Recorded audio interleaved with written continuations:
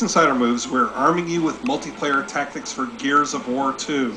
Those that don't dedicate their lives to mastering the two-piece will have hope to survive against the grizzled Gears veterans. No longer shall the casual players quake under the cruel yoke of the uber hardcore. Denny? No longer shall we run and hide when Mr. Gears-a-lot charges with boomshot in hand. No longer... Denny! Alright, I've got good tips for you here, but they're not magic tips. First up is the notorious two-piece, so named for its two-step sequence. Now, if you melee an enemy with your shotgun, you will stun them for just a moment. If you then blind fire your shotgun with the target squarely in front of you, the kill is virtually guaranteed. Go ahead, Denny, give it a try. That's not funny. Alright, come on, it's a little funny. Now, that's the one problem, though, with the two-piece. If you melee someone while standing right in front of them, they can blind fire you into giblets. Now, if you find yourself in this position, simply strafe in one direction or the other after the initial melee, so their shotty isn't pointed right at you.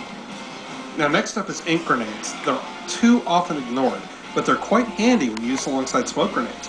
Try tagging a smoke and ink grenade on a wall so that when an enemy or group of enemies passes by, they'll be knocked down by the smoke and then forced to inhale the deadly ink. Also, if you tag an enemy with an ink grenade, it will knock them down, allowing you to score an easy execution even if they're able to crawl away from the ink plant. Now for the torque bow. Not only can you score an instant kill by hitting an enemy anywhere on their body once the reticle turns orange, but if you pull off an active reload, you can plant an arrow right next to a target and take them out without even hitting them. And if you find yourself getting charged with the chainsaw routinely, I have one word for you. Roll. Roll backwards, shoot, and roll again. Repeat until the target is no longer among the living. Now, whenever you put an enemy down, don't execute them right away. Find cover and wait to see if a buddy's going to come along and try to revive him.